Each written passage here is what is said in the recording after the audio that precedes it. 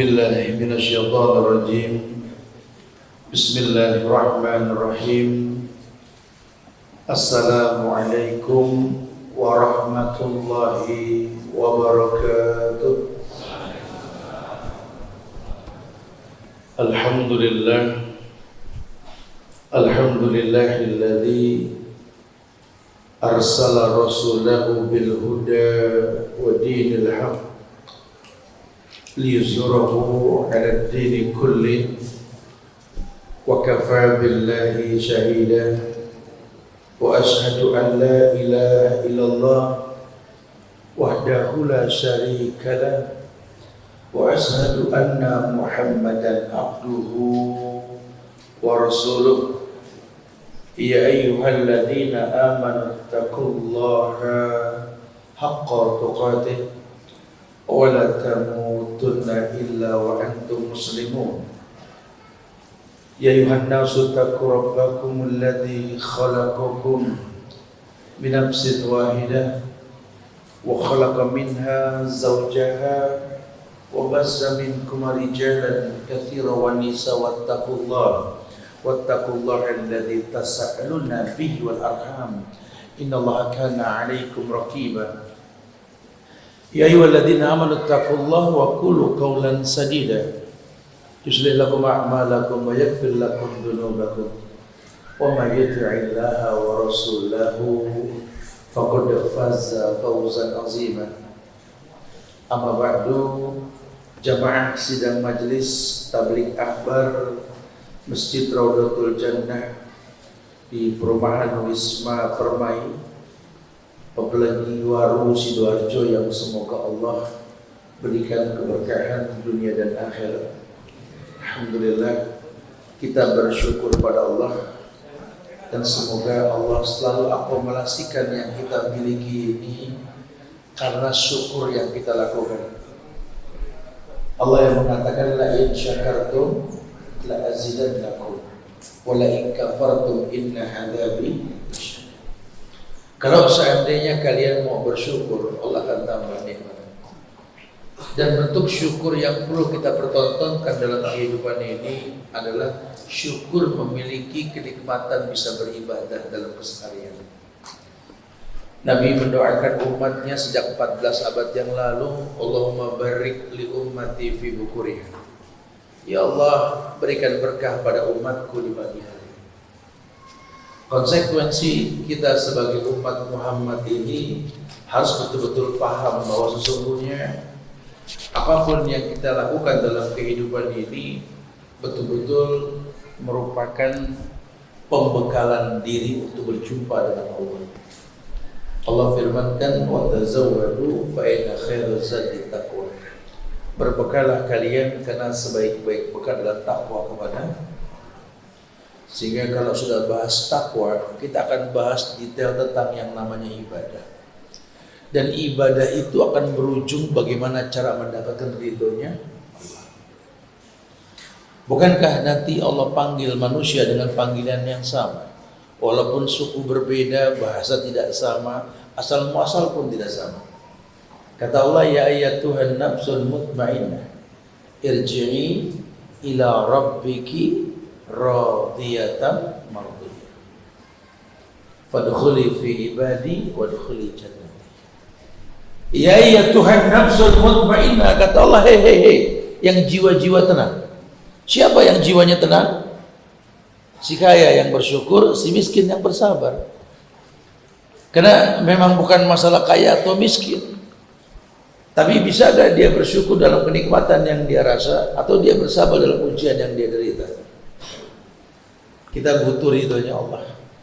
Nah, kalau sudah pakai bahasa ridho ini, tentu merujuklah kita kepada ayat yang selalu dijadikan rujukan buat pembahasan tentang masalah ini, surat Al-Isra ayat 23. Ketika Allah berfirman, wa qadha rabbuka alla ta'budu illa iyyahu wa bil walidaini ihsana imma yablughanna 'indaka al-kibara ahaduhuma aw kilahuma fala taqul lahumā uff wa la tanharhuma wa qul lahumā qawlan karīmā.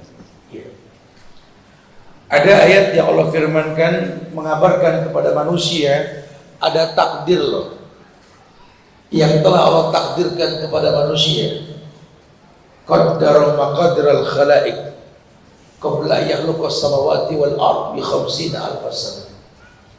Dan takdir ini telah tertulis di Lauhul Mahfuz 50.000 tahun sebelum tercipta langit dan bumi.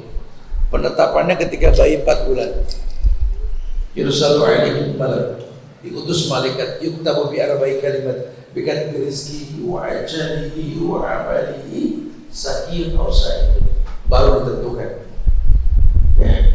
Ditentukan 4 takdir. Bikat birizki, yakni bikat birizki artinya betul-betul memang rezeki ini Allah yang atur. Wa ajalihi, ajalnya. Wa amalihi, pekerjaannya. Lihat, ajal dan pekerjaan dan rezeki dua hal yang berbeda. Sakiyun atau sa'idun, tertolong atau tidak. Tertolong atau tidak. Karena banyak sekali manusia ini yang betul-betul tidak memahami bahwa apa yang dia lakukan dalam kehidupan ini kadang-kadang menentang takdir. Ya. Hidup ini tinggal menjalani kok. Sisanya minta tolong sama Allah. Subhanallah, kita tidak paham dan kita perlu paham dengan apa yang dilakukan. Makanya ada ketentuan wa qadha rabbuka alla ta'budu illa iyyahu. Awal dulu kita bahas supaya pengen gapai ridho nih yang ingin disampaikan. Telah menjadi sebuah ketetapan bahwa Allah jadikan sebagai bukti takdir rububiyahnya Allah. Alla ta'budu illa iyyahu, kamu jangan sampai beribadah kepada Allah ini mendua hati. Alla ta'budu illa iyyahu. Tolong kalau beribadah hanya kepada Allah saja. Kenapa? Karena setelah ini kamu bakal banyak meminta sama Allah. Kamu bakal banyak bergantung sama nggak ada yang namanya makhluk kecuali minta sama Allah. Makanya Allahus Somad itu ayat setelah Qul huwallahu ahad. Perintah esakan Allah baru minta Qul huwallahu ahad Allahus Somad. Jangan gampang minta kalau belum mengesakan Allah. Ana akna syurakai ani syirki. Man amila aman asraka bi ghairi ma taraktu syirkahu. Kata Allah, aku ini sekutu yang paling benci disekutuin. Jadi kalau Anda sudah bersekutu denganku, tolong jangan bersekutu dengan yang lain. Bersekutu dengan Allah punya aturan main. Aturan mainnya rukun dan syarat yang dipertontonkan ketika dia mengaku Allah sebagai Rabb. Lisan basah mengatakan raditu billahi rabba wa bil islami dina wa bi muhammadin nabiyya wa rasulah. Dia mengatakan raditu billahi rabba, aku redha Allah sebagai Rabb. Jangan cuma di mulut basah bibir mengatakannya. Ridhomu akan Allah sebagai Rabb tentu harus dipahami. Rabb yang dimaksud Rabba yarubu, yang mencipta semua dengan proses. Rabba yarubu artinya yang mencipta dengan proses. Rabbi, Allah yang mencipta dengan proses. Kalau boleh sedikit jujur, proses hidup kita ini kan terlahir dari rahim seorang ibu, dari benih seorang ayah, yang kita nggak bisa pilih siapa yang bakal memiliki kita. Andai kita bisa memilih, kita akan memilih. Cuma hidup ini kan bukan pilihan. Hidup ini menjalani. Banyak orang kecewa karena proses hidupnya ini nggak seperti yang dia lihat dan yang dia inginkan. Ngelihat temannya sukses, keluarganya tidak broken home, dari kecil sudah enak, dewasa enak, matinya enak, gini. Kalau saya sih kayaknya remeng, akhirat nggak jelas. Karena orang tua saya begini, saudara saya begitu, saya tinggal di sini, ujung-ujungnya begitu, bingung. Sudah sering disampaikan, apa sih yang kamu keluhkan sama Allah? Kita punya Allah yang semuanya nggak ada yang nggak mungkin buat Allah. Innama amruhu idza arada syai'an ayaqula lahu kun. Kalau buat Allah tinggal mengatakan kun fayakun. Anda jangan pesimis. Ya memang banyak sekali petua-petua ulama yang mengingatkan bahwa terkadang kaca nggak ngebuang dari lanjaran, betul. Buah jatuh nggak jauh dari batang tangkai biangnya, betul. Tidak akan pernah anjing melahirkan tupai, tupai melahirkan anjing, sudah itu bahasa ulama seperti itu. Tapi jangan lupa, penghuni neraka pun melahirkan penghuni surga. Mungkin tidak. Bukankah ayahnya Ibrahim membuat patung yang durhaka? Bukankah Abu Jahal musuhnya Rasul itu Allah muliakan anaknya itu penghuni surga, Mughirah bin Abi Jahal? Bukankah kita tahu bahwa di mana Khalid bin Walid itu lahir dari benih seorang penghuni neraka yang bernama Walid bin Mughirah, dan banyaklah ini yang kita harus akui ternyata ada masyiahnya Allah. Ini terjadi sehingga kita nggak boleh berburuk sangka sama Allah. Kita tidak boleh berburuk sangka sama Allah, karena Allah mengatakan dengan keumuman dalil, la yukallifullahu nafsan illa wus'aha. Tidak mungkin Allah uji manusia di luar batas kemampuannya. Jadi kalau Anda yang merasa tidak nyaman punya orang tua yang tidak baik, bukan cuma Anda yang orang tuanya nggak baik. Ya, tapi lihatlah orang-orang terdahulu yang diuji sama orang tua tetap jadi orang baik. Atau Anda yang kecewa punya anak betul-betul Masya Allah, nggak tahu ngambil siapa kan? Bapaknya sabar, ibunya baik, anaknya kayak biang setan. Kalau diuji sama anak bukan cuma Anda saja. Adam dan Hawa kurang apa mulianya? Manusia terbaik ahsanut taqwim, tetap anaknya bunuh-bunuhan. Kamu nggak pandai berkata, demi Allah, Nuh pakar dakwah, Rasul pertama, Nuh alaihissalam, nggak bisa mendakwakan si Kan'an anaknya. Kenapa? Karena kita ini orang yang harus yakin, wa mattasaun illa masya Allah. Hukum asalnya kamu nggak punya kemampuan, semua izin Allah. Kita nggak bisa milih takdir. Andai bisa milih takdir, nggak begini ceritaan hidup menurut kita. Ustaz, kalau saya boleh milih takdir, Ustaz, saya pengen banget dilahirkan jadi anak Rasul. Tinggal tanggung-tanggung nih orang mintanya. Ya nggak apa-apa, udah nggak mungkin tinggal ngomong doang susah. Si Ahmad aja nggak susah. Tinggal minta, tapi kan nggak mungkin. Makanya adab dalam doa tuh Ibnu Qayyim kumpulkan dalam kitab Adawa-Dawa. Salah satunya apa? Meminta sesuatu yang mungkin diminta. Kayaknya kalau pengen jadi anak Rasul, rumahnya nggak pantas kita minta itu, betul. Dan itu memang sudah nggak kebagian kuotanya kita. Andai aku bisa memilih, aku pengen banget Ustaz jadi anaknya Abu Bakar As-Siddiq, bersaudara dengan Bunda Asma, dengan Bunda Aisyah. Andai aku bisa memilih, aku pengen banget Ustaz punya ayah seperti Umar bin Khattab, yang kalau dia melangkahkan kakinya, iblis lari tunggang langgang 100 langkah sebelum tujuan. Bangga punya ayah yang bikin iblis lari.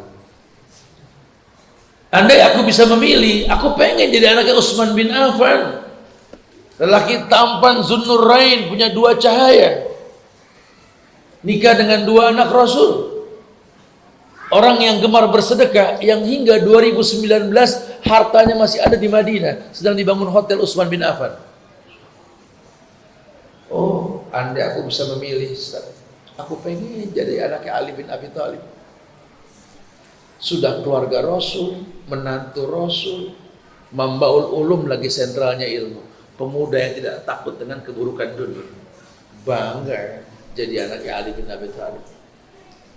Andai aku bisa memilih, aku juga pengen jadi anaknya Khadijah Al-Kubra. Khadijah ibuku, aku bisa kalau aku minta, cuma kan gak mungkin aku minta.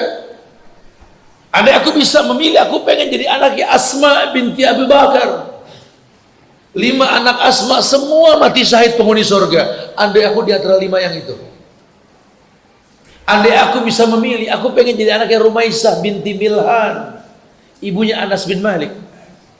yang wujudnya masih ada di dunia, Nabi melihat dia sedang berwudu di surga. Andai aku bisa memilih, aku pengen menjadi orang-orang yang betul-betul dekat hidupnya dengan Rasulullah SAW. Cuma mau bilang apa? Dialah ayahku, lelaki yang banyak setan mendekat dalam hidupnya. Dialah ayahku, orang yang tidak sempurna.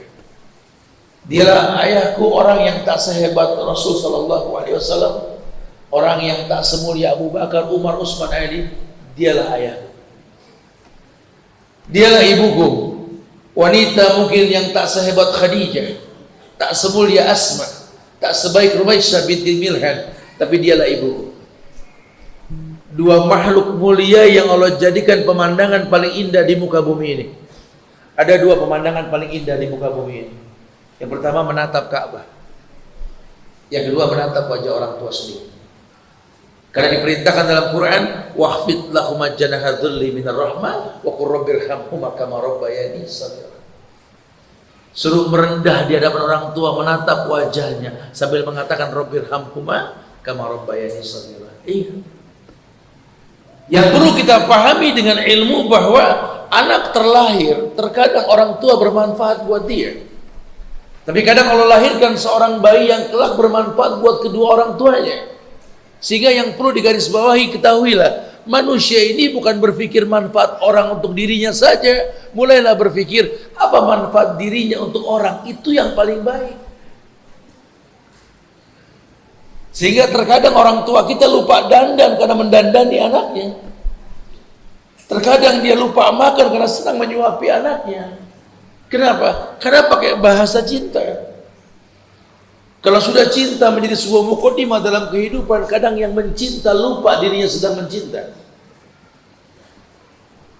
Kita orang yang gak mencintai ya, karena baju yang kita pakai bagus, orang tua kita gak pakai baju bagus.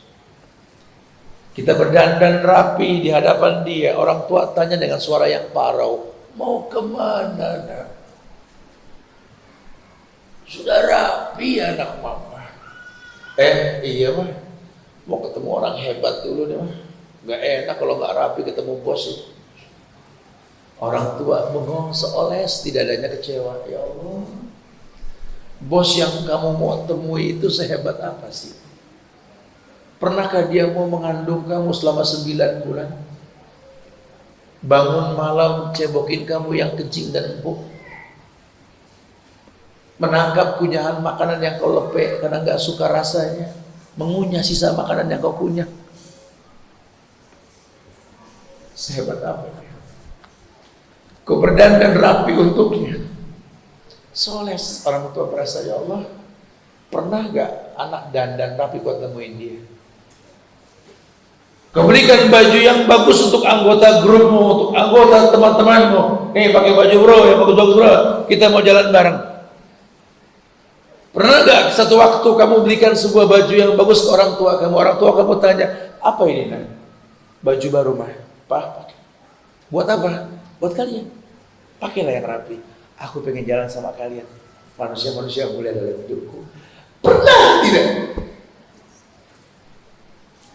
Kita sibuk dengan membahagiakan orang lain, mengemas parsel indah disusun, yang biskuit, yang buah, sesisir pisang bak buntut merak dibungkus dalam sebuah kemasan. Ini parcel buat siapa nak? Untuk atasan Pak, di kantor, bos yang gaji saya tiap bulan loh Pak. Bagus ya nak ya. Ibu sih tidak pernah punya ini. Ya bagus Pak. Lawang plastiknya saja inden. Inden itu apa ya? Mesen dulu. Orang tua nelan ludah. Itu orang baru ngasih gaji bulanan, setengah umur saya buat dia. Tidak pernah dikasih parcel yang indah. Apa kamu tidak menengok ke belakang? Ada mata basah yang menangis menyesal melahirkan seorang anak yang tumbuh dewasa, lupa dia orang yang lebih mulia ketimbang dunia dan seisinya. Dia hayalkan indahnya dunia, dia baguskan rumah, dia luaskan tanahnya. Wallahi, orang tuanya di pojokan kampung, mata tua menanti kedatangan dia. Lihat, orang yang menghayalkan indahnya dunia, ingin menaklukkan dunia, tapi dia lupa hidup bukan untuk itu. Kalau sampai Allah mengatakan wa qadha rabbuka alla ta'budu illa iyyahu wa bil walidaini ihsana, kamu enggak bisa berbuat ihsan sama orang tuamu karena tauhidmu rusak. Wa bil walidaini ihsana, kepada kedua orang tua berbuat ihsan, berbuat yang terbaik. Apa itu ihsan?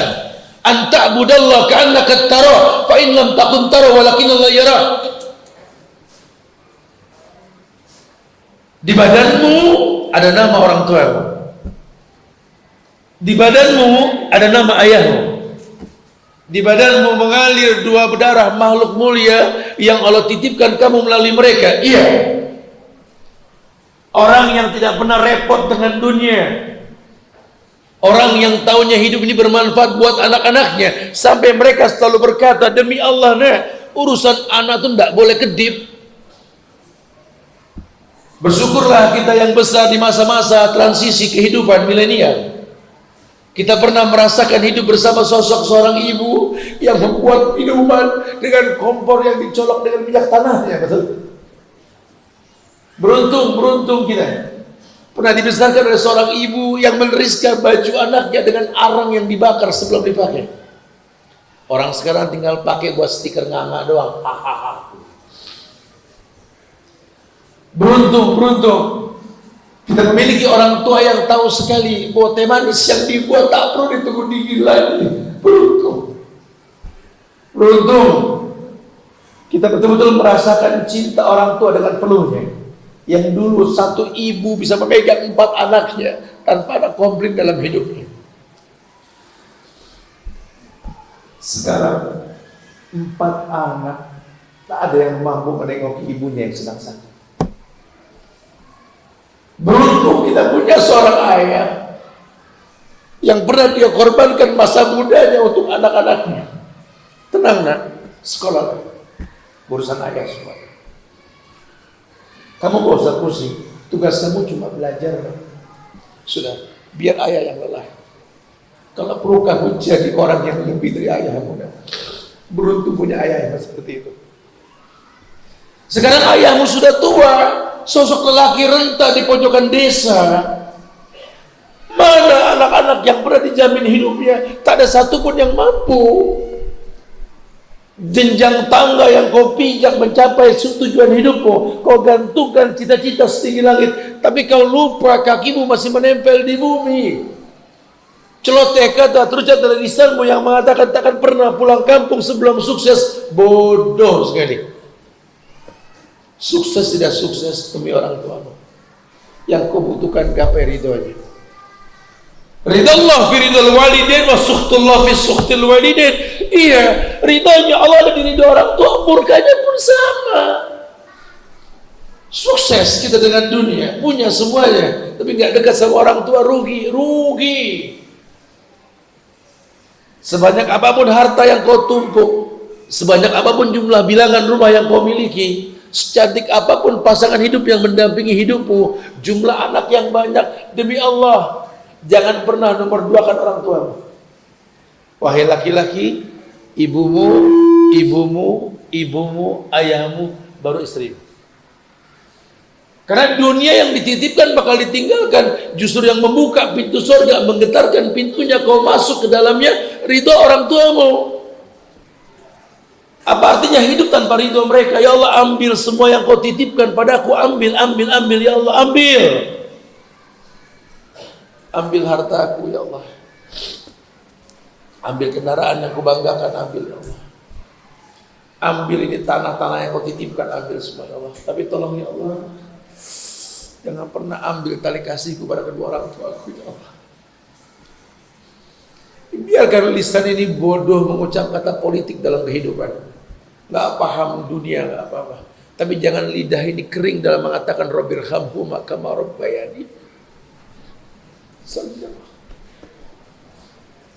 Kumpulkan sekian doa yang banyak yang kau inginkan dari harta yang kau hayalkan dengan doa muamalah yang kau inginkan. Tapi tolong. Jangan pernah lisan ini kering mengatakan Rabbighfirli wali walidayya, karena kita butuh ridho mereka. Maka ketika dikatakan wa qada rabbuka alla ta'budu illa iyyahu wa bil walidaini ihsana, menjadi sebuah qada takdir bahwa kalian tercipta untuk beribadah. Kalau kalian sudah beribadah kepada Allah dan mengesahkan Allah, yang pertama kau lakukan wabil walidaini ihsana, berbuat baiklah kepada kedua orang tuamu. Pemuda datang ke Rasul bertanya, ya Rasulullah, izinkan aku berzina. Nabi bilang sama pemuda tersebut, "Salaita ya akhi, sudah salat belum?" Lama salat dulu. Habis salat dia datang lagi, izinkan aku berzina ya Rasulullah. Kata Nabi, bagaimana menurutmu kalau kakek nenekmu berzina, malu sebagai cucu? Bagaimana menurutmu kalau ayah ibumu berzina, malu sebagai anak? Kelak anak cucumu pun malu kalau punya kamu orang yang suka berzina. Ayo. Dihantam sama Rasul. Kalau kau cinta sama kedua orang tua bukan alasan yang kuat, layaklah dia dicintai, karena banyak yang dia lakukan kita tidak mampu balas. Dia layak dicintai. Kalau kau mencintai orang tuamu, tolong dalam dirimu mengalir darah mereka.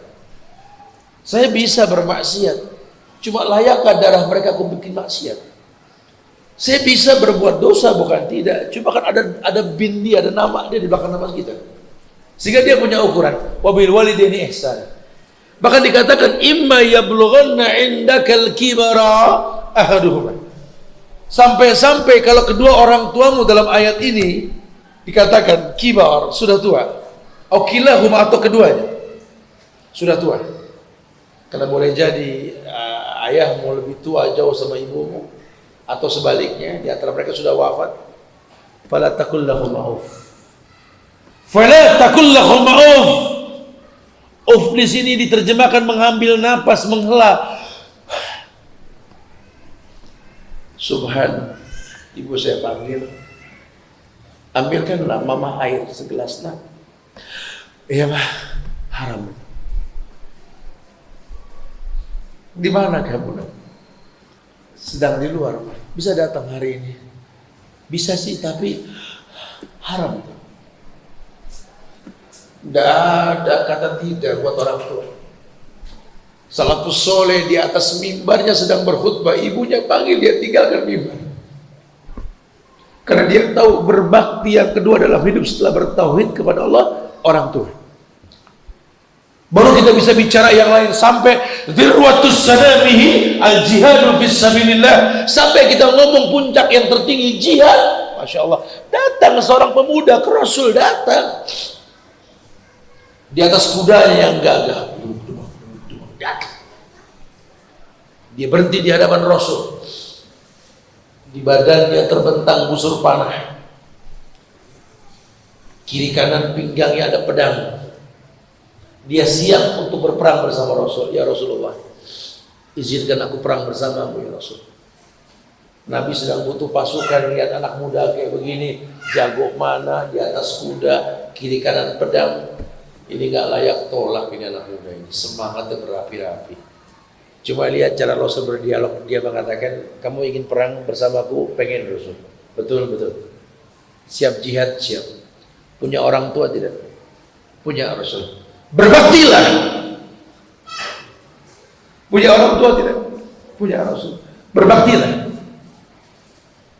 Karena tidak ada kemuliaan dalam hidup tanpa ridho orang tuamu. Kamu pengen kerja, pengen berbaktilah. Kamu pengen menikah, berbaktilah. Kamu pengen taklukkan dunia, berbaktilah. Karena apa arti hidup tanpa bakti sama orang tua? Kita ingin menggapai ridhonya Allah. Dan Nabi mengatakan ridhollah fi ridhol walidain wa sukhtullah fi sukhtil walidain. Ada manusia yang tak terkenal di dunia, terkenal di langit. Penghuni langit semua kenal dia, siapa? Uwais Al-Qarni. Manusia yang hidup di zaman Rasul tapi gak ketemu Rasul. Dia bukan sahabat karena gak ketemu sama Rasul. Tidak ada orang katakan Uwais ini penghafal Quran, periwayat hadis, tidak. Uwais pernah jihad bersama Rasul, tidak. Uwais cuma manusia biasa, lelaki yang penuh sopak di badannya. tapi dia meletakkan orang tua di atas kepalanya. Dia lelaki sederhana yang berkata dalam dirinya, hidup ini berbakti sama orang tua.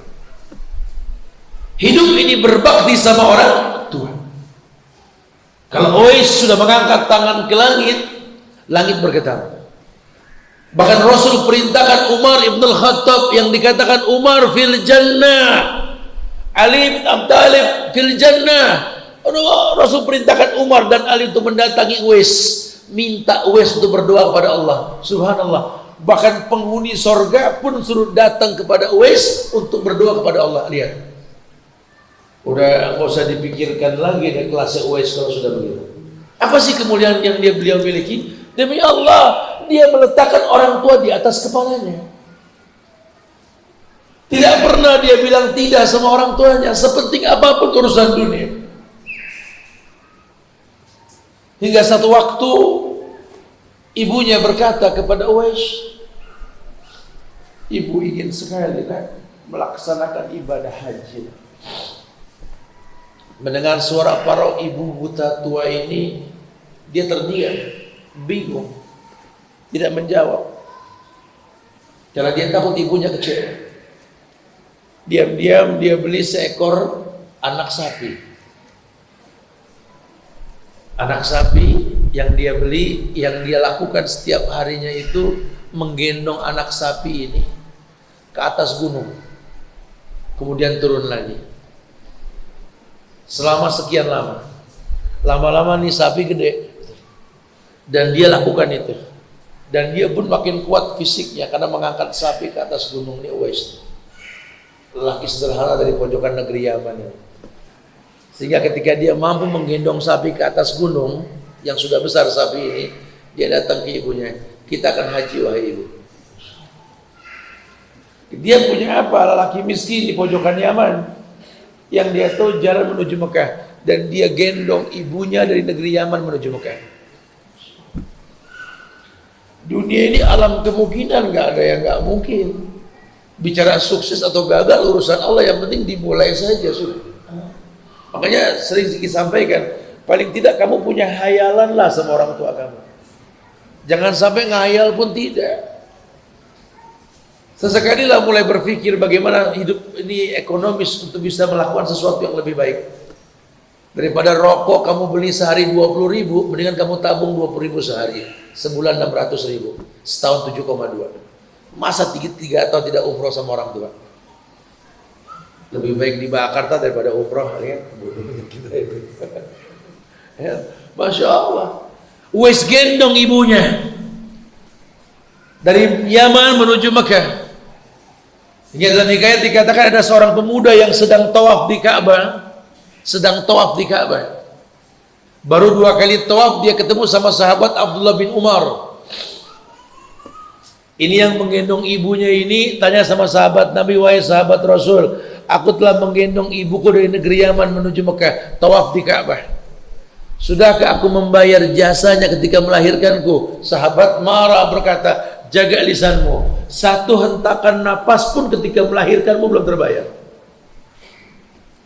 Satu hentakan napas pun ketika melahirkanmu belum terbayar. Kau gendong ibumu dari negeri Yaman menuju Mekah. Yaman Mekah itu kayak Jakarta Surabaya, 2 jam paling nggak pesawat itu. Kebayang tidak dia gendong orang tuanya untuk sebuah bentuk ibadah. Lihat guys, karena Allah, sehingga penghuni langit ini tahu siapa Uwais, walaupun penghuni bumi tidak kenal dia. Ya, intinya apa? Allah muliakan manusia dengan kemuliaan yang dia lakukan. Dan dia nggak pengen dilihat orang, karena wabil walidaini ihsana.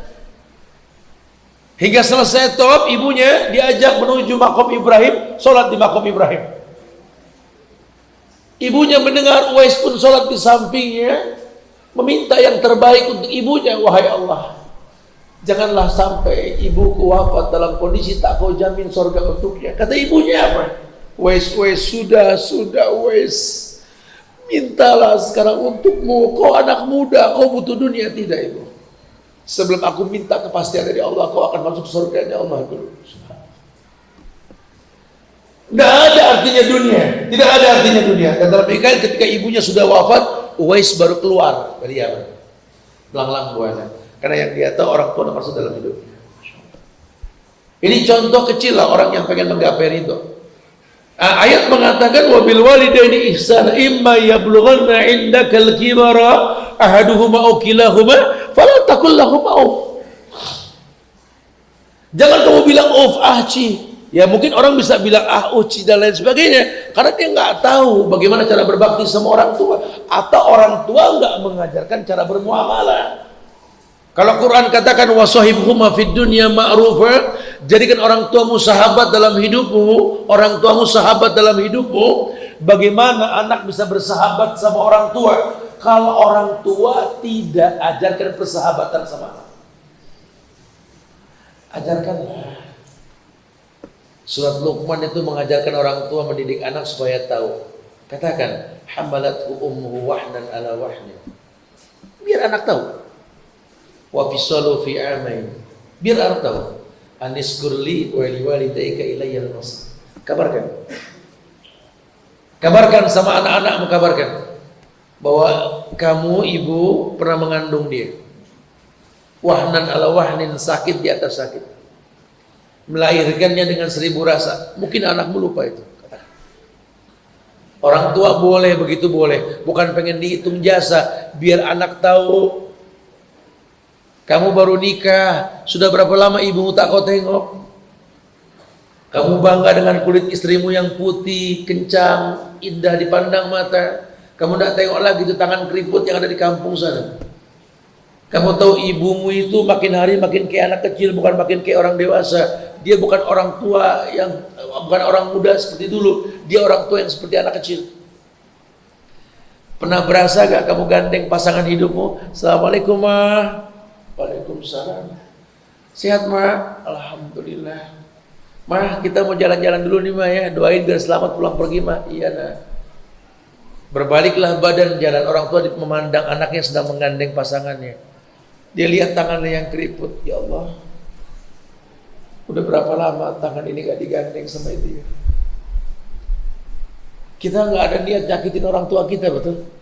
Cuma orang tua kita sensitif hatinya. Dulu tangan dia itu kalau terlepas dari gandengan tuh dia nangis, mama.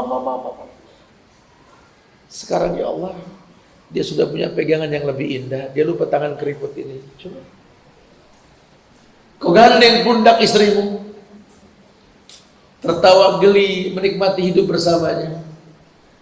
Orang tua memandang pundaknya, ya Allah, berapa lama pundak ini tak diletakkan lagi dagu.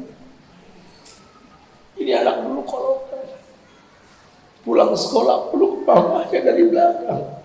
Mama apa kabar? Sekarang sudah lama pundak ini nggak diletakkan dagunya. Dia gandeng tangan orang lain, dia gandeng pundak orang lain. Orang tua makin sensitif loh, Masya Allah. Kita nggak tahu, nggak ada niat nyakitin, tidak ada sama sekali. Cuma kita lupa orang tua kita makin hari makin seperti anak kecil. Tersinggung dia, kita beli mangga dengan plastik yang mewah, ada stiker yang mahal. Tersinggung dia. Karena yang dia tahu anaknya nggak pernah kasih buah-buahan dengan kemasan plastik semahal ini. Kesinggung dia, manusiawi sekali. Dia pernah mengorbankan kecantikannya, mendandani anaknya, sementara dia belum dandan. Takut anaknya bergaul sama teman-teman di taman komplek dalam kondisi yang nggak indah dipandang. Biar mamanya nggak dilihat, yang penting anaknya indah dipandang sama teman-teman di komplek sana. Dia lupa. Sekarang kamu berdandan rapi dengan uang yang Allah titipkan, beli pakaian yang paling mahal. Pernah gak kamu beli juga pakaian yang mahal buat orang tuamu? Menggandeng tangannya yang keriput, bangga berjalan bersama mereka. Ketika orang tanya siapa, inilah manusia mulia dalam hidupku. Karena dulu dia pernah bangga menggendong kamu, bangga menggendong kamu. Lihatlah anakku, lihat. Nggak pernah salah anak sama orang tua. Sekarang baru celotehan istrimu, kau musuhi orang tuamu, bodoh sekali. Kau jelaskan aibnya di hadapan pasanganmu, siapa kamu? Ini orang tua nggak pernah ada bekasnya. Salahnya orang tua, benarnya anak. Pantasan hidupmu susah. Usaha tak pernah lancar pun lancar, kau makin jauh dari agama, iya, hilang kemuliaan, kau terjebak dalam kehidupan istidraj. Karena pola hidupmu yang salah. Padahal tidak ada yang sulit di muka bumi ini kalau dapat ridho orang tua. Lihat. Lihat, Rasul tekankan sekali. Dan orang datang ke Rasul dulu mohon izin pergi berperang, Nabi mengatakan, ahayyu walidat, orang tua masih hidup, masih ya Rasulullah, fafihi ma fajahid, di antara keduanya ada jihadlah. Dulu ada dua orang Arab Baduy berjalan dari Yaman menuju Madinah, ingin berjumpa sama Rasul. Dia ingin berbayat. Dia datang ke Rasul dan dia berkata, wahai Rasulullah, aku datang dari negeri yang jauh untuk berbayat kepadamu.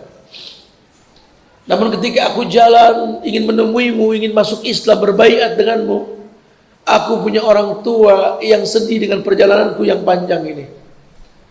Bagaimana ya Rasul? Berbayatlah. Setelah ini kembalilah ke orang tuamu. Kenapa ya Rasul? Bahagiakan mereka sebanyak kesedihan yang kau buat untuknya. Sampai ada orang meninggalkan orang tuanya untuk bertemu sama Rasul masuk Islam. Cuma orang tuanya menangis karena perjalanannya. Kata Rasul, berbayatlah, kemudian kembalilah ke orang tuamu, bikin mereka tersenyum seperti kau membuat mereka menangis. Sampai segitunya. Masya Allah. Dalam kondisi seperti apapun, banyak orang-orang soleh datang ke orang tuanya. Muhammad Al-Fatih ketika dia membuka Konstantinopel, pintu gerbang Eropa yang susah dibuka, dia datang ke orang tuanya, memohon ridho orang tuanya untuk Allah bukakan pintu Konstantinopel yang diganti di Istanbul sama dia. Masya Allah. Kita sekarang punya Indonesia yang sedang difitnah, diuji oleh fitnah politik. Pernah gak terbersit di benak kita untuk mendatangi orang tua kita setelah ini? Meminta kepada orang tua kita, wahai ibu, wahai ayah, ridhoi anakmu ini untuk bisa membangun negeri ini dengan cara yang baik. Doa kalian yang bisa menunda kiamat. Karena Nabi mengatakan selama masih ada orang tua yang beristighfar di malam hari, Allah tunda kiamat. Doakan kami anak-anak muda ini agar bisa istiqomah menjadi generasi Rabbani. Ayo. Tidak, kita makin asik melihat handphone kita, gadget kita, berita yang tak pernah tersortir. Kita lupa ada keramat dunia yang bisa diminta, yang sudah lama kita nggak menatap wajahnya.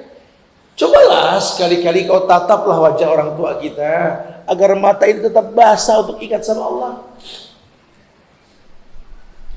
Saya suka bilang, coba kamu yang masih punya ibu, yang masih punya ayah, temuilah, khususkan waktu untuk mereka. Allah akan khususkan kalian. Lihatlah ayah yang kau benci.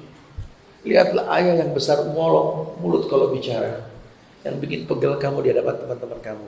Lihat ayahmu ketika tidur, lihat. Agar kau tahu, ayahmu bukan ayahmu yang 20 tahun yang lalu. Lihat.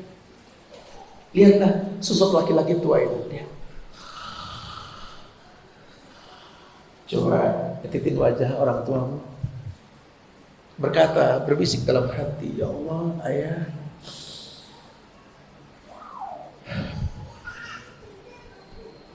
ayahku bukan ayahku yang 20 tahun yang lalu. Kerut di kening ayah sudah mulai banyak. Masya Allah, ayah. Mata hitam ayah sudah mulai bersepah putih. Coba tatap.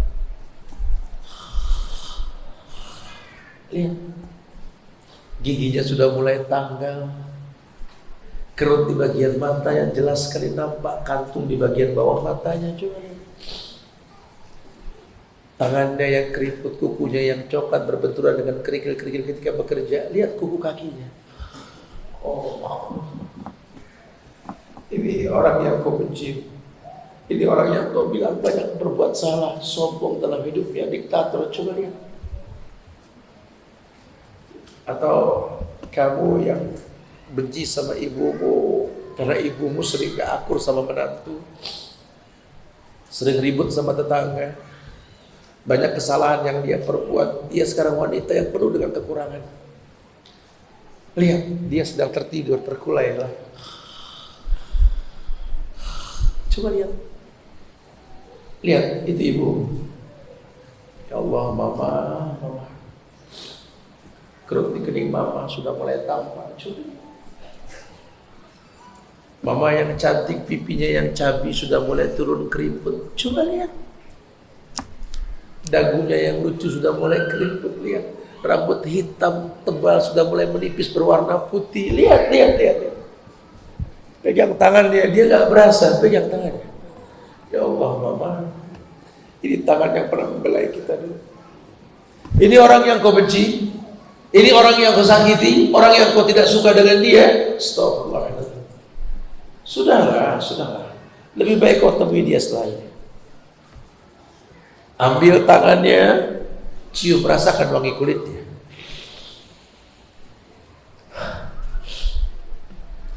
Rasakan. Karena sebentar lagi mungkin daging bangkai yang bercium dari mereka. Kalau sudah meninggal, sudah wafat, sudah gak ada, ini air mata gak menghidupkan mereka lagi. Terasa sempit dunia menghimpit kita, kayak gunung yang dijatuhkan sama Allah.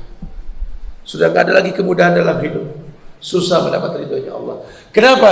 Karena ridho yang paling mudah, ridho Allah fi ridho walidain, wa sukhtullah fi sukhtil walidain. Ridhonya Allah di ridho orang tua, murkanya pun sama. Ini dekat dengan hidupmu, temui mereka, gapai kemuliaannya, akui semua kesalahanmu, minta ridhonya. Tak ada yang sulit dalam hidup. Allah katakan ihsana, berbuat baik. Tanyakan sama mereka sebelum mereka mendingin seperti daging yang membujur kaku. Tanyakan sama mereka, apa yang kalian harapkan dari anak seperti aku? Katakan. Bisikan di telinganya, wahai ibu, hiduplah yang sehat. Karena sebentar lagi kan ku bawa kau untuk memutari Ka'bah. Wahai ayah, tetap jaga kesehatan. Karena sebentar lagi kita bakal umrah bersama. Katakan seperti itu. Tuntun tangan mereka. Ayah, ibu, itu Hajar Aswad. Angkat tangan kalian. Bismillah, Allahu Akbar. Dan subhanallah, walhamdulillah, wala ilaha illallah, Allahu Akbar. Sampai di rukun Yamani, ayah ibu, rukun Yamani Hajar Aswad kita baca Rabbana atina fid dunya hasanah wa fil akhirati hasanah wa qina adzabannar. 7 putaran sudah bawa dia ke makam Ibrahim. Ayah ibu, sholatlah 2 rakaat di makam Ibrahim. Baca kul wallah, baca kuliah. Salam, tunggu di sini, berdoalah. Ambilkan air zam-zam, mereka minum. Bisikan di telinga mereka, doakan anakmu agar menjadi anak yang soleh. Gak usah yang lain-lain, anak yang soleh saja. Kenapa lah? Karena aku pengen doaku masuk lubang kuburmu. Tak terhalang dinding dunia dengan barzah. Bawa mereka ke sofa, Ayo ayah ibu, inna sofa wal marwata min sya'airillah. Naik ke sofa, menghadap kiblat, pimpin orang tuamu. Allahu Akbar, Allahu Akbar, Allahu Akbar. La ilaha illallah wahdahu la syarikalah, lahul mulku wa lahul hamdu wa huwa ala kulli syai'in qadir. La ilaha illallah wahda anjaza wa'da wa nasara abda wa hazama al-ahzaba wahda. Ayah ibu, angkat tangan yang tinggi, berdoalah yang lama, berdoalah, doakan diri ini, doakan jadi anak yang soleh, agar selalu bisa meletakkan nawamu dalam hidup yang pertama ketimbang yang lainnya. Minta. Kesempatan itu makin menipis, waktu makin berkurang. Maka kalau orang yang berilmu tahu meletakkan semua umurnya pada tempatnya. Makanya wajar kalau Allah mengatakan merupakan sebuah bagian dari takdir. Wa qadha rabbuka alla ta'budu illa iyyah wa bil walidaini ihsan. Sehingga dia persiapkan diri kalaupun ada perpisahan yang Allah takdirkan sebagai bentuk perpisahan, Masya Allah, dia akan berpisah dengan orang tuanya, memimpin untuk terus maju. Karena ada masanya nanti yang dibutuhkan sama orang tua itu adalah bimbingan anak yang soleh dan doa anak yang soleh. Ya, ketika orang tua kita sudah mulai terbujur kaku, napas mulai terpenggal, Nah, saat itu fungsi kita sebagai anak, sesibuk apapun dunia tinggalkan, ada orang yang berhak itu didahulukan. Ayah, la ilaha illallah. Mama, la ilaha illallah. La ilaha illallah. La ilaha illallah. La ilaha illallah. Inna ruh idza qubida tabi'ahul basar, kata Nabi. Karena ruh ketika dicabut mata yang ikut. Selesai. Selamat tinggal ibu, selamat tinggal ayah. Menangis, tangis bahagia membawa orang tua pada husnul khatimah. Man kana akhiru kalamihi la ilaha illallah dakhala jannah. Orang yang akhir kalimatnya la ilaha illallah, surga jaminannya. Dia bawa orang tuanya kepada pintu surga, lihat. Sehingga kalaupun kematian memisahkan mereka, mulutnya tetap basah mengatakan Rabbirhamhuma kama rabbayani shaghira. Ini keunikan Islam. Bahkan Rasul sallallahu alaihi wasallam pernah dibentangkan alam barzah. Nabi dibentangkan alam barzah sama Allah. Nabi melihat ada orang yang sedang dicambuk dalam kuburnya, Mendadak yang dicambuk nih enggak dicambuk, berhenti. Kata yang dicambuk si mayit ini kepada malaikat yang mencambuknya, kenapa kau hentikan cambukanmu wahai malaikat? Nabi melihat si mayit ini nanya, kenapa kau hentikan cambukanmu wahai malaikat dalam alam barzah? Kata malaikat, bagaimana aku bisa mencambukmu sementara di dunia anakmu selalu beristighfar untukmu. Istighfar anak yang soleh bahkan bisa menghentikan azab kubur orang tua. Maka yang paling baik buat kita gapai ridhonya, berbaktilah sama orang tua, ada tidak ada dia. Kalau dia masih ada, berbaktilah, memaksimalkan, meletakkan orang tua nomor satu dalam hidupnya. Ustaz, saya orang perempuan, Ustaz. Kalau sudah nikah gini kan suami nomor satu, bagaimana saya berbakti sama orang tua saya, Ustaz? Kata Rasul, jihadmu, baktimu sama keluargamu, itu baktimu dengan orang tuamu. Karena ketika terjadi ijab qabul, tanggung jawab pindah ke pundak suami. Suamimu ini orang tuamu juga.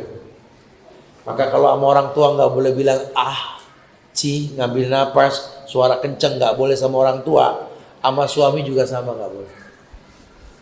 Coba mulai sekarang, kalau dulu kamu durhaka sama orang tua, kamu tanggung dosa.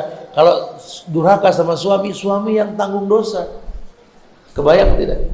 Suamimu menanggung dosamu setiap hari, dan gak mungkin Allah bukakan surga sama suami yang banyak menanggung dosa. Berantakan rumah tangga kita. Masya Allah. Mudah-mudahan di umur kita yang singkat ini kita bisa menjadi orang-orang yang betul-betul menggapai ridhonya Allah, insya Allah, dan menjadikan anak-anak yang soleh, yang sampai kapanpun doanya sampai ke liang kubur orang tua, insya Allah. Wallahu a'lam bishawab. Tapi kita bisa berdialog, berpanjang kata dengan tanya jawab. Mungkin ada yang mau ditanyakan, silakan. Follow.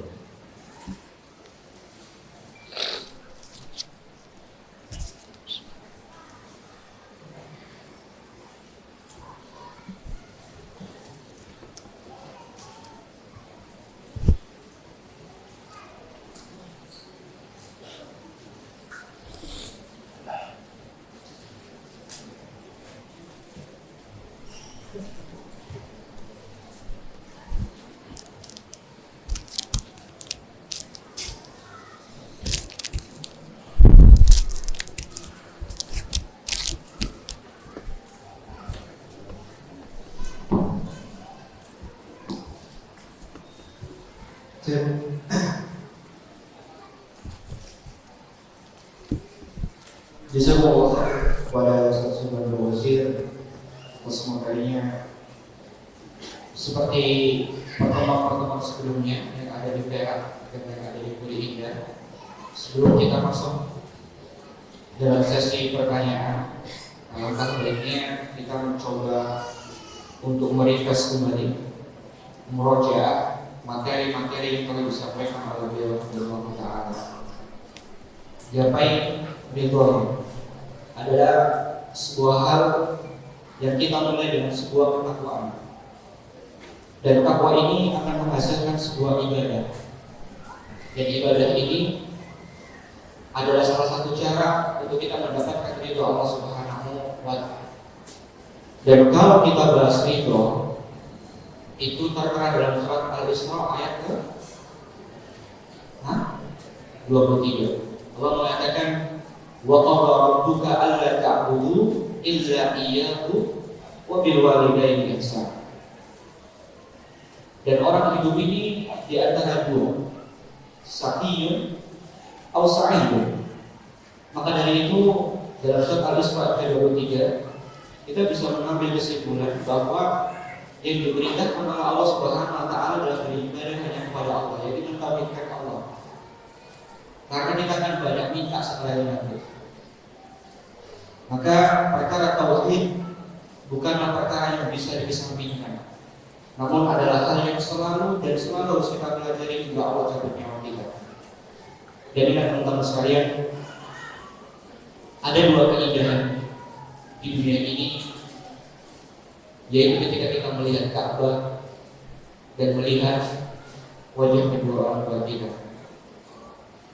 Dan ada sebuah kalimat yang saya kutip dari beliau, Ustaz Abdul Wahab, bahwa terkadang kita ini sibuk berbuat baik kepada orang lain, tapi kita lupa untuk berbuat baik kepada kedua orang tua kita. Begitu pun juga ketika derajat tertinggi seorang muslim adalah ihsan, anta budallaha ka'annaka tara fa in lam takun tarahu fa innahu yara.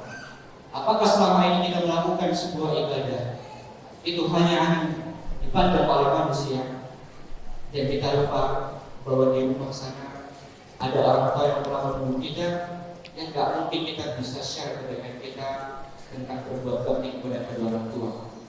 Oleh karena itu ketika Allah lanjutkan imma yablughanna indakal kibar aw kilahuma fala taqul lahumā uff. Orang tua sudah sepuh, jangan sampai mengatakan uff. Dan tadi kata sesuatu yang dimaksud dengan uff tadi apa? Mengambil nafas saja, belum mengucapkan sebuah kalimat itu sudah haram, teman-teman sekalian. Bahkan ibadah yang paling afdal, yang paling tinggi dibutuhkan dalam agama Islam, jihad pun masih kalah dengan berbuat bakti kepada orang tua. Dan kita ingat sebuah kisah dari Uwais Al-Qarni yang namanya tidak dikenal oleh manusia di muka bumi ini, namun bergetar di langit Allah Subhanahu wa taala. Begitu pun juga Muhammad Al-Fatih yang ingin membuka pintu ya dari Konstantinopel tadi, ini orang tua. Ini bagaimana orang-orang dahulu benar-benar memperhatikan kedua orang tuanya selama beliau masih hidup. Dan yang paling penting, ketika kondisi Indonesia sekarang terfitnah dengan berbagai fitnah-fitnah yang keji, apakah kita sudah pulang untuk meminta doa kepada Allah kemudian orang tua kita agar kita terselamatkan dari fitnah tersebut? Semoga Allah berikan kita taufik dan hidayah. Dan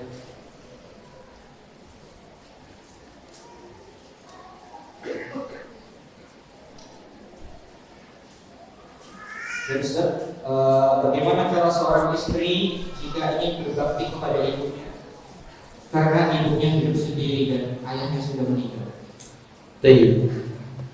Ya memang permasalahan ini dilematik sekali ya. Sering sekali perempuan ini merasa dibikin bingung sama kondisi rumah tangga ini. Makanya ini buah yang dipetik dari perbuatan yang dia lakukan. Harusnya ketika dia mau menikah ada prosesi nazar, ta'aruf, khitbah. Ta'aruf itu kan artinya cari tahu, cari kenal. Tak kenal maka ta'aruf gitu ya. Maka dengan ta'aruf si suami, calon suami tahu kondisi si istri, calon istri, atau sebaliknya. Saya mau nikah sama kamu, cuma kamu harus tahu tulang punggung keluarga itu ya saya. Saya khawatir kalau saya sudah nikah sama kamu, saya nggak kerja. Keluarga saya gimana ke depannya? Bisa berdialog nggak sebelumnya? Boleh. Saya kreditin motor, mobil buat orang tua saya. Kalau saya nanti nikah, saya nggak kerja lagi, siapa yang mau lanjutin? Apa orang tua terlibat hutang piutang atau apa? Atau kamu harus tahu, saya akan nikah sama kamu, cuma ibu saya tinggal sendiri.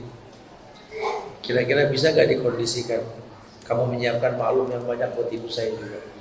Ibu saya agak cerewet, ibu saya agak begini, tapi dialah manusia mulia, berlian dalam hatiku. Kira-kira gimana? Kalau laki-laki yang baik, khiyarukum linisaikum, akan baik dengan perempuan-perempuan. Nah, kalau udah ada komitmen kayak gitu, akadnya jelas, orang Islam kan dipegang akad, maka nggak ada masalah. Cuma muskilah kita lupa itu. Sekarang itu terjadi, ya sudahlah, bersabar dan minta yang terbaik sama suami. Jelaskan yang apa adanya. Kalau sama ustadz aja berani nanya, kenapa sama suami nggak berani ngomong gitu? Suami lebih berhak mendengarinya loh, timbang ustadz, betul? Ustadz cuma bisa memberikan nasihat, tapi surga kamu ya dia. Bilang yang terbaik. Ini gimana Pak ya? Ibu ini kesian sendiri. Apa kita cari kontrakan dekat rumah ibu atau gimana ya? Kalau nggak mau serumah, paling nggak jangan jauh dari beliau. Toh nggak ada kerugiannya kita bakti sama orang tua. Nggak ada bekas mertua atau apalah bahasanya. Udah kita doakan semoga Allah mudahkan urusan kamu insyaallah ya. Allah a'lam. Ini dia. Atau kita kasih gantungan kunci di sana. Ini ada, nanti suruh lihat YouTube Al-Azifi Channel, berbakti sama orang tua nanti. Ajak suaminya nonton nanti. Bisa ambil di akhir ya. Dan soal kami juga dari positif menyiapkan 5 grup juga ya. Jadi teman-teman bisa minta data akhir untuk pertanyaan yang telah kami bacakan. Pertanyaan selanjutnya, saya sudah berusaha berbakti kepada kedua orang tua, akan tetapi saya selalu salah di mata mereka, sehingga saya begini salah, begitu salah, dan kadang orang tua saya suka marah kepada saya tanpa sebab. Nanti kalau udah punya anak baru berasa deh. Kita tuh kalau ngelihat anak kecil suka ngambek gak ada sebab. Lawang dikasih makan di tangan kanan, dikasih uang tangan kiri masih nangis. Sampai orang tua bingung kenapa ini anaknya. Makan udah, uang udah, dandan udah masih nangis, ternyata cacingan. Orang tua kita mungkin kayak anak kecil juga sama. Puncaknya umur itu kan 40. Falamma balagha ashuddahu wa balagha 40 sanatan. Sampai usia 40 itu puncak. 40. Jadi kalau udah umur 45 ya turun kayak umur 35. Umur 50 tuh kayak umur 30. Terus umur 60 kayak umur 20. Terus lama-lama kayak anak kecil, tinggal aku kita begitu. Jangan heran itu ya. Itu masa akan datang nanti. Orang tuamu sekarang kayak anak kecil gak ada juntrungannya. Ya iyalah, dia orang yang sibuk. Sekarang sudah gak sibuk. Makanya saya terinspirasi, bantu doa ya. Kita lagi bikin sama teman-teman Al-Azifi ini pesantren orang-orang tua. Bukan pesantren jompo bukan. Tapi memang orang tua yang sudah punya waktu kosong. Boleh di Sidoarjo boleh nih kita bikin. Ada sekolah buat orang-orang tua yang sudah punya waktu luang. Karena banyak teman-teman saya ini, dari 100 teman saya 90 orang tua, jujur di Jakarta. Rata-rata orang tua semua. Dia kasih bocoran ke saya, Ustaz Subhan. Nanti kalau sudah tua, itu punya anak kayanya gitu loh. Punya anak kayanya gitu loh. Kayanya punya gitu loh. Tapi enggak tahu di mana. Yang perempuan dibawa sama suaminya, yang suami lagi cekakak-cekikik sama istrinya. Kita ini di rumah bingung mau ngapain, orang-orang tua yang dilihat tembok meja nako, tembok meja nako. Bingung, sementara umur makin mendekat bukan makin menjauh, masa ajalnya betul. Ini kayaknya terinspirasi nih. Alangkah baiknya kalau kita bikin manfaatin waktu mereka yang sudah banyak luang. Faida farokta fansot. Punya waktu kosong kita isi. Mulai kita berpikir bagaimana caranya orang tua ini belajar. Karena yang namanya orang tua, betul kata pepatah, masih kecil kita kayak ngukir di atas batu. Kalau sudah tua kayak nulis di atas air, betul. Orang tua kalau belajar kayaknya paham. Oh, paham Pak. Oh, harus diulang-ulang gitu ya. Dan butuh lingkungan. Intinya sih kalau orang tua senangnya dialog, senang diakui keberadaannya. Nah, anak muda, jadikan orang-orang tua kita nih, buku yang berjalan. Ini yang hadir di sini ada yang paling tua usianya, Pak. Ada yang paling tua usianya. Ada yang umurnya 60. Silakan. Berapa Pak? 64 Bapak? 63, Tuhan 64. Ada yang di atas 64. Ini ada yang 64, ada yang di atas 64. Berapa Pak? Berapa?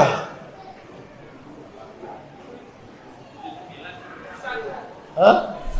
71. Ada yang di atas 71. Berapa? 78, itu paling tinggi 78 tuh. Ada? 79. Ada yang di atas 79? Enggak ada. Yang 90 Ada 90. 78, 79 di paling tua deh. Tolong dong panitia yang 78 sama 79 kasih amplop ini. Kasih amplop, ya Ustaz coba titipkan uang biar bisa jajan sama cucu-cucunya. Ya. Jadi amplopnya buat jajan cucunya ya. Iya. Bukan buat beliau. Boleh Bapak, ini Bapak nanti kasih ya. Dan doakan kami Pak ya, anak-anak muda ini biar istiqomah Pak ya. Doakan ya biar istiqomah semuanya. Biar tetap jadi yang terbaik buat bangsa ini insyaallah ya. Jadi anak yang soleh, satu doa kami. Perempuan ada yang tua juga, sebenarnya ngiri ada. Ada jamaah akhwat yang paling tua berapa usianya? Ada? Nggak kedengeran, nggak ada yang tua berarti ya? Ada yang tua enggak? Ya, betul. Ada yang datang sekarang bawa orang tuanya. Bawa orang tuanya dan pengen ngajak jajan gak punya uang, ada? Lo nggak apa-apa, jujur aja. Saya kan pengen dapat pahala juga gitu loh. Monggo yang bawa orang tua nggak punya uang buat jajan nanti ke belakang minta. Ada, ajak jajan orang tuanya. Jangan diajak ngaji sampai aus. Nggak ada yang diminum jangan. Kalau mau berkah hidup kasih orang tua kita. Atau ada yang orang tuanya lagi sakit dan dia datang nih badannya di masjid sini, jiwanya di rumah sana karena bingung belum nebus obat. Tolong jujur ke belakang, minta untuk ditebusin obatnya. Semoga jadi berkahnya insyaallah ya. Ini ada beberapa pertanyaan yang hampir sama ya. Saya pilih karena kurang lebih poinnya sama. Antara orang tua dan mertua. Kemudian saya katakan ini mertua ya. Kedua mertua saya seorang Nasrani. Setiap hari Natal, beliau kasih ke suami saya kalau ingin dua-duanya kembali. Apalagi sekarang kami telah berhijrah. Beliau sempat menangis melihat saya yang sudah menutup Allah. Apakah saya dosa Ustaz? Kalau menanya di hati beliau, apa yang harus saya lakukan? Iya. Wa kullan naqussu 'alaika min amba'i rasul man nusabbita bihi fu'adak. Kamu pelajari dari Quran banyak cerita para nabi dan rasul yang orang tuanya juga beda agama. Memang kalau kita pakai bahasa lisan suka nggak nerima. Tapi jujur banyak orang-orang dulu juga punya orang tua yang beda agama. Selama masih hidup, darah dia mengalir di badan kita, berbaktilah. Ya, karena batasan kita adalah kematian. Kalau sudah meninggal kita serahkan ke Allah. Mumpung dia masih hidup, berbaktilah. Ajaklah dia berbuat baik. Dan banyak saya punya teman-teman yang Masya Allah.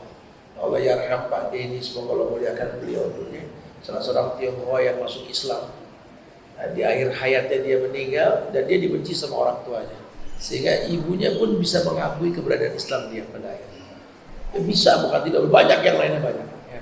Artinya jangan khawatir karena hidayah ini urusan Allah. Makanya bahasa Quran tadi wa in jahadaka ala an tusyrika bi ma laysa laka bihi ilmun fala tuti'hum wa sahibhuma fid dunya ma'rufa. Boleh berbeda agama, boleh, jangan patuh dengan apa yang dia perintahkan dalam bentuk keburukan. Sahibhuma fid dunya ma'rufa. Tapi jadikanlah dia sahabat yang ma'ruf, yang transparan. Tetap pakai nama dia di belakang nama kita walaupun beda agama. Sampai dia salut punya anak kita. Allah kasih hidayah di hari yang waktunya nanti insyaallah. Syukur-syukur kalau dia meninggal mengatakan la ilaha illallah. Karena dia seorang muslim walaupun belum berbuat baik. Doa kita sampai ke lubang kubur dia nanti insyaallah. Allah. Kemudian yang selanjutnya ada pertanyaan amalan apa yang dilakukan jika orang tua kita sudah meninggal. Kemudian apakah orang tua kita tahu atau mengetahui sikap ketika kita berziarah kubur. Dan yang ketiga, doa pada waktu berziarah kubur.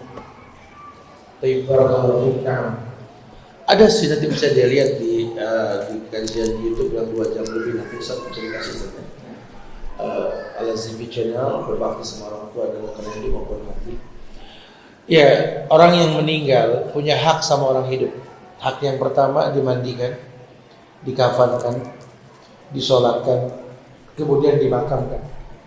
Itu haknya. Kemudian yang lainnya yakni didoakan atau dihajikan kalau memang dia belum haji, atau dibuatkan sebuah prasasti hidup yang pahalanya manjang ke lubang kubur dia.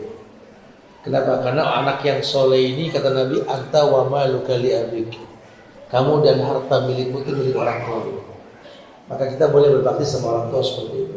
Jadi apapun yang terjadi dalam kondisi wafat sekalipun, tetap berbuat baik sama orang tua. Allah musta'an. Nah, kemudian tadi apakah orang tua kita tahu sebelum misalnya meninggal kita berziarah kubur ke kuburan dia? ya, bahkan mayit tahu derap langkah orang yang mengantarnya ke dalam pemakaman. Kata Rasul, sampai dia mendengar gesekan sendal yang terakhir. Dia tahu, bukan tidak. Berziarahlah, tapi harus tahu akhlak ziarah, adab ziarah. Ziarah kubur ini banyak yang salah juga. Karena Nabi ajarkan untuk ziarah kubur ini, beliau berziarah dan selalu berziarah. Masuk ke pemakaman itu baca doa.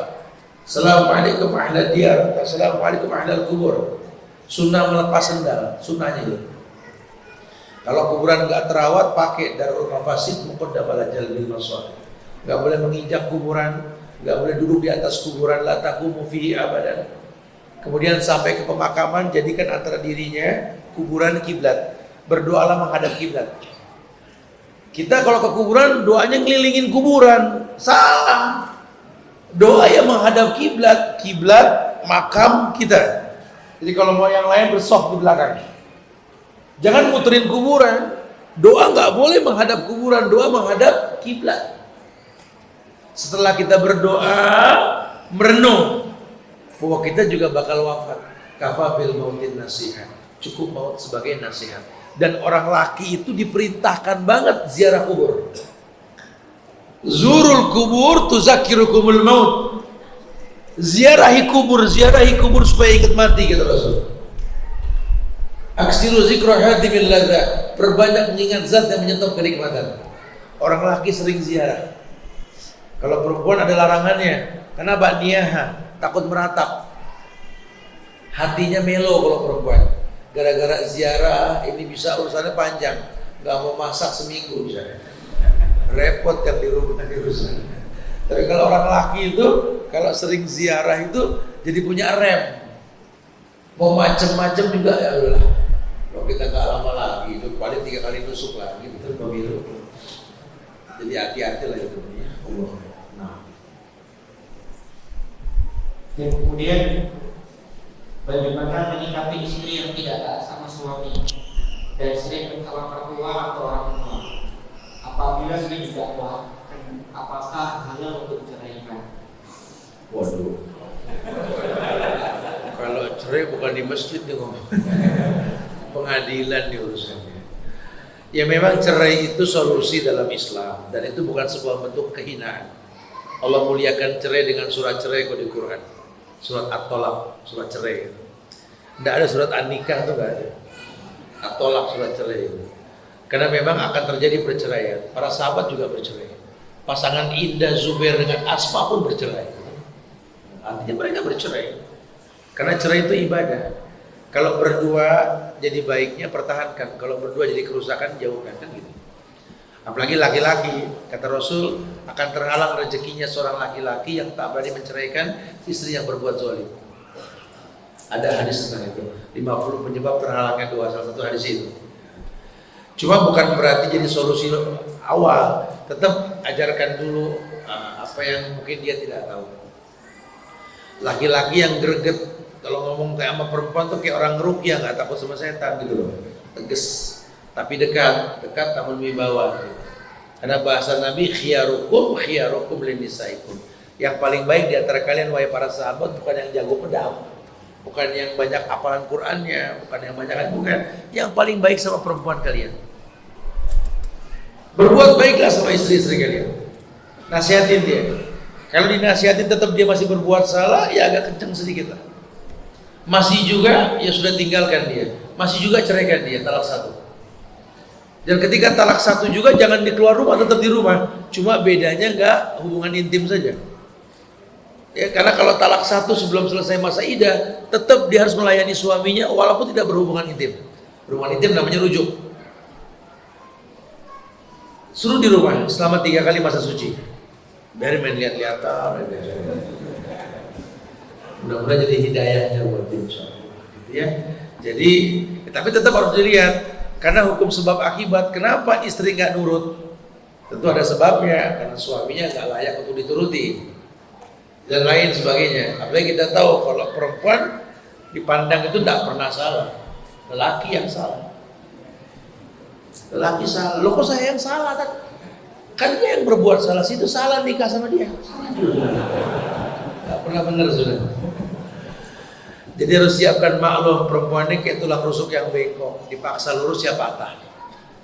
Kalau memang Anda menikah dengan perempuan yang Anda butuhkan dia pintar masak, jangan tuntut dia pintar dandan. Gak ada orang pintar masak, pintar dandan. Pilih salah satunya. Kalau Anda butuh perempuan yang bisa menjadi sahabat dalam kantor di mana Anda buka kantor, butuh hitung-hitungan, ya carilah perempuan yang pandai menghitung. Mungkin punya kekurangan dalam hal lain. Letakkan perempuan kepada kebisaan yang memang Allah titipkan. Jangan tuntut di luar batas kemampuan. Banyak di antara kita ini kadang-kadang lupa awal sebuah kehancuran rumah tangga itu ketika tuntutan di luar batas kemampuan.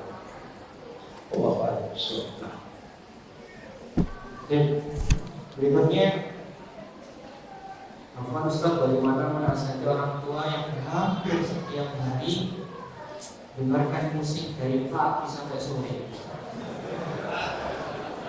Ada posisi merantau, kadang-kadang kalau pulang ke rumah agak berat karena banyak kemaksiatan di rumah. Mohon nasihat Ustaz agar saya ketika pulang tidak sesak dari ini. Doakan orang tua saya atau tidak. Ya tinggal diganti aja dengar yang lain gitu. Pernah gak kita belikan sesuatu yang bisa menggantikan posisi musik untuk orang tua kamu? Ya kamu belikan apalah sesuatu yang bisa didengar selain musik, atau kamu buat sebuah aktivitas yang dia nggak sempat mendengar musik. Gini, kita boleh melarang, cuma memberikan solusi gitu. Karena kita kadang-kadang melarang tanpa solusi. Mama, Pak, gak usah dengerin musik, gak usah sudah. Lah terus kalau nggak dengerin ngapain? Ya ngapain kek? Begitu. Nah, itu salahnya kita di situ. Kita nggak membenarkan dia salah, kita larang, solusinya apa? Kalau Nabi melarang musik, ya wa minan nasi may yas'alillahu wal hadis, yang ditawarkan kan Quran. Kita nggak menawarkan Quran sama orang tua kita, kitanya aja Iqra 2 nggak hatam-hatam betul. Bacaan kita berantakan. Cobalah sekali-kali kamu ajak orang tua kamu mah, doakan Pak, doakan kita nanti umroh Ramadan. Kita sholat di belakang Sesudes nanti. Lebih indah mana musik yang kalian dengar ketimbang ayat yang dibaca sama orang mulia seperti para masyayikh. Bohong kalau dia nggak nurut. Ini buru-buru masih jajan larang gitu ya. Ya orang tua setuju. Tinggal teknik penyampaian aja sih ya orang tua ya. Semoga diberikan hidayah buat semuanya insyaallah ya. Allah. Dan berikutnya, sejak anak bayi, anak dibesarkan oleh ayah tiri dan ayah kandungan masih ada.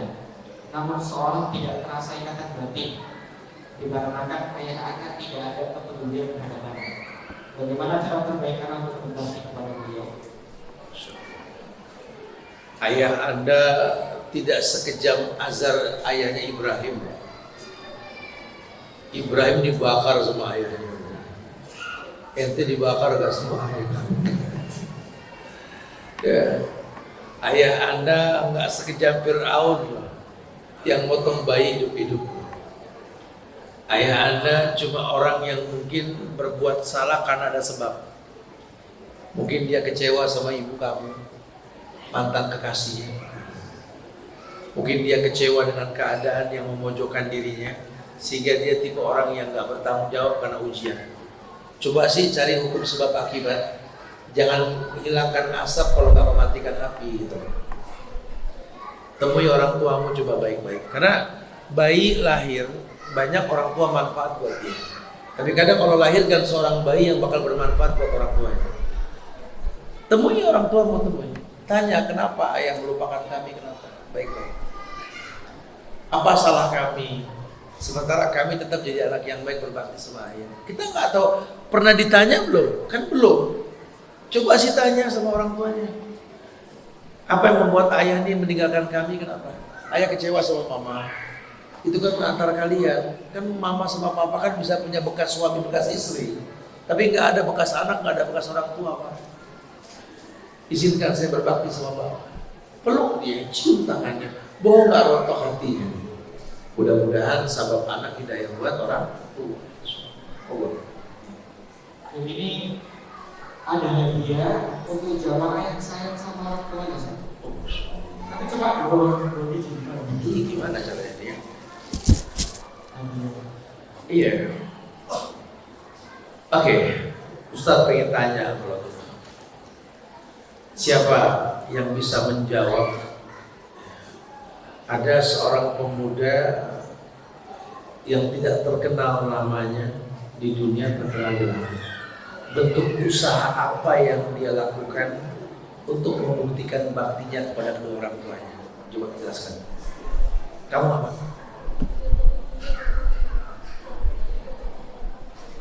Siapa dia? Oh, Masya Allah. Ini boleh. Kita bagi ya, satu lagi ya. Siapa lagi? Ada satu lagi. Hah? Ada apa kalau pakai suara mobil dan mic ya?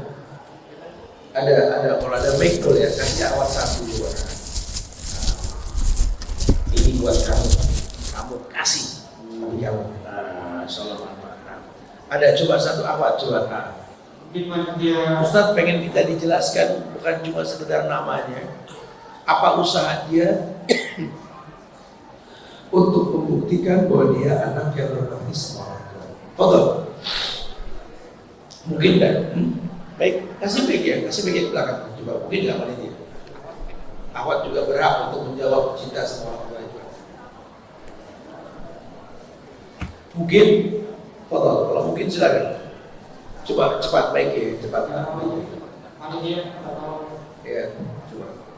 Siapa akhwat di belakang yang mau coba? Iya coba silakan.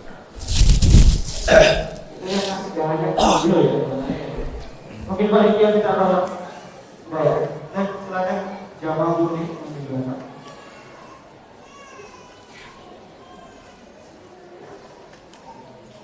Iya, fadhal silakan. Ini usahanya nih. Deketin mic-nya Bu, kalau dengar. Iya. Karena misalnya di mana orang tuanya itu dengan usahanya menggendong orang tuanya dari Yaman menuju ke Mekah. Beliau, halo. Iya, terus dengeran terus. Ibunya maaf, bukan begitu, menggendong anak sapi supaya badannya kuat, menggendong ibunya untuk melakukan ibadah haji. Oke, cukup. Ini ada madu buat kamu, semoga sehat untuk berbakti sama orang tua. Dan kita baca pertanyaan selanjutnya.